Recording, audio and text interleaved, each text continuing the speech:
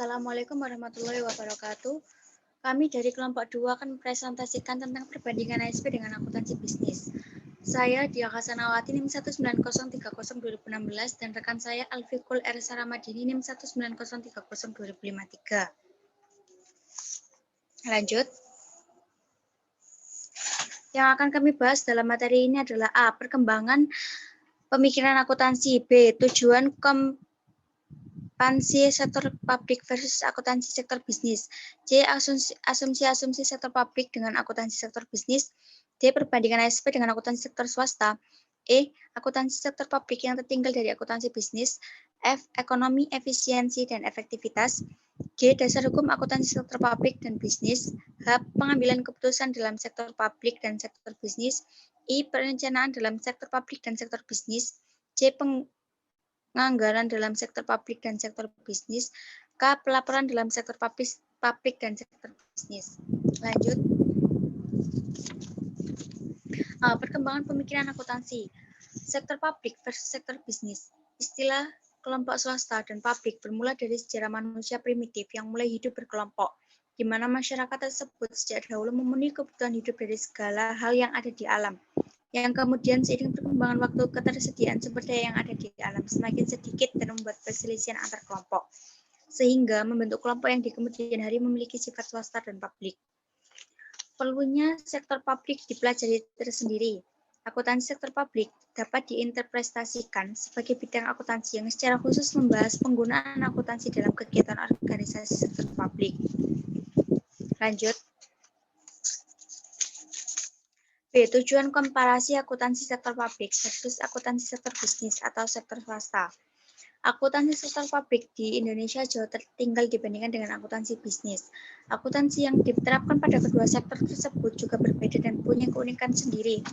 Perbedaan karakter dan mekanisme pengelolaan di masing-masing organisasi harus diperdalam lagi, agar kinerja masing-masing sektor menjadi maksimal dalam mencapai tujuannya. Maksimalisasi kinerja organisasi sektor publik inilah yang menjadi tujuan dari komparasi akuntansi sektor publik dan organisasi bisnis. C. Asumsi-asumsi akuntansi sektor publik dengan akuntansi bisnis. Akuntansi sektor publik dengan akuntansi bisnis ada untuk memenuhi kebutuhan masyarakat. Perbedaan dari keduanya adalah motif keuntungan yang tidak diperoleh. Akuntansi sektor bisnis mencari keuntungan sebanyak-banyaknya dari layanan atau produk yang diberikan kepada publik. Sedangkan akuntansi sektor publik hanya memenuhi kebutuhan publik tanpa motif mencari keuntungan. Lanjut. D. Perbandingan ASP dengan akuntansi sektor swasta. Secara konseptual, perbedaan kedua jenis organisasi ini terletak pada tujuan yang akan dicapai. Pada tahap perencanaan, organisasi sektor swasta menitikberatkan keuntungan usaha semaksimal mungkin. Sementara organisasi sektor publik lebih mengutamakan kesejahteraan masyarakat. Lanjut. D. Akuntansi sektor publik yang tertinggal dari akuntansi bisnis. Akuntansi sektor publik di Indonesia sangat jauh tertinggal jika dibandingkan dengan akuntansi swasta. Pembuktiannya sangatlah mudah, yaitu yang pertama, pemerintah Indonesia belum memiliki semua infrastruktur akuntansi keuangan yang dibutuhkan. Yang kedua, standar audit pemerintahan pada tahun 1990-an baru ada dua buah, yakni satu yang dikeluarkan oleh Badan Pemeriksaan Republik Indonesia dan pihak lain. 3. Pada organisasi publik selain pemerintah ada standar akuntansi keuangan atau SAK, nomor 45 tentang standar akuntansi untuk entitas nirlaba. Yang keempat, akuntansi atas utang atau kewajiban organisasi publik. Lanjut. F. Ekonomi, efisiensi, dan efektivitas. Efisiensi. Suatu organisasi dianggap semakin efisien apabila risiko efisien cenderung di atas 1. Semakin besar angkanya, semakin tinggi tingkat efisiennya. Efektivitas. Efektivitas menunjukkan kesuksesan atau kegagalan dalam pencapaian tujuan. Ukuran efektivitas merupakan refleksi output. Dan yang terakhir, ekonomi. Indikator ekonomi merupakan indikator tentang penggunaan input. Indikator kinerja organisasi sekitar sektor publik bisa dirinci sebagai berikut. Ekonomi mengenai input, efisiensi tentang input dan output, serta efektivitas yang berhubungan dengan output. Materi selanjutnya akan disampaikan oleh rekan saya.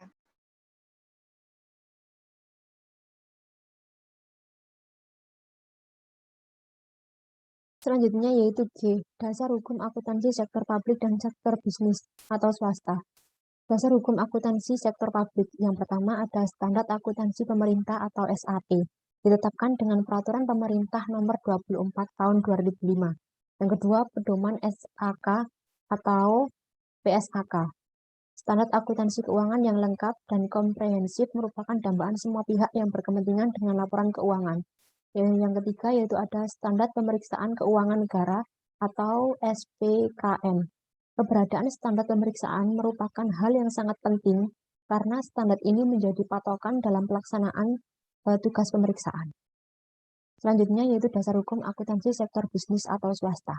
Yang pertama ada pedoman standar akuntansi keuangan atau PSAK, yaitu standar akuntansi keuangan merupakan pedoman yang harus diacu dalam penyusunan laporan keuangan untuk tujuan pelaporan. Yang kedua yaitu ada standar profesional akuntan publik atau SPAP, merupakan kodifikasi dari berbagai pernyataan standar teknik dan aturan etika. Yaitu yang H, yaitu pengambilan keputusan dalam publik dan sektor bisnis atau swasta. Dalam sektor publik, pengambilan keputusan dilakukan melalui mekanisme formal dan telah ditetapkan dengan keputusan organisasi. Agak berbeda dengan organisasi publik.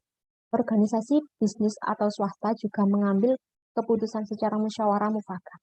Meskipun ada keputusan yang diambil secara individual atau pemilik usaha, pengambilan keputusan melalui musyawarah dilakukan antar pemilik saham dan para pemimpin atau pihak manajemen organisasi bisnis atau swasta. Kemudian yang I, perencanaan dalam sektor publik dan sektor bisnis atau swasta. Untuk mencapai suatu tujuan dalam setiap organisasi sektor publik maupun swasta, diperlukan suatu perencanaan yang terdiri dari yang pertama yaitu proses perencanaan atau yaitu strategi yang digunakan untuk memilih atau memodifikasi aktivitas. Yang kedua yaitu proses pengendalian.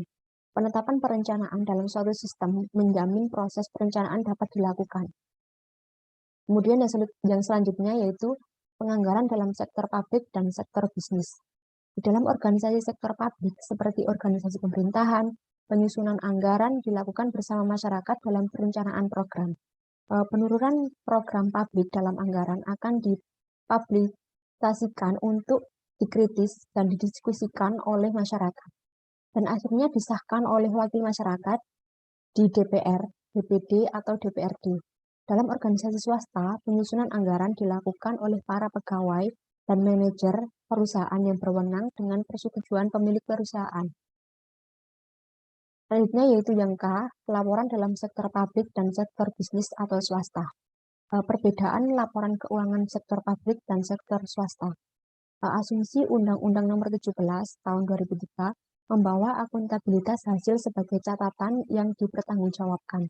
Menurut Likirman dan Taylor ada beberapa perbedaan antara laporan keuangan sektor publik dan laporan keuangan sektor swasta. Laporan keuangan sektor publik yang pertama yaitu laporan keuangan publik dipengaruhi oleh proses keuangan dan politik. Yang kedua, pertanggungjawaban laporan unit pemerintah atau organisasi publik adalah ke DPR atau DPRD atau legislatif atau Dewan Pengurus dan masyarakat luas.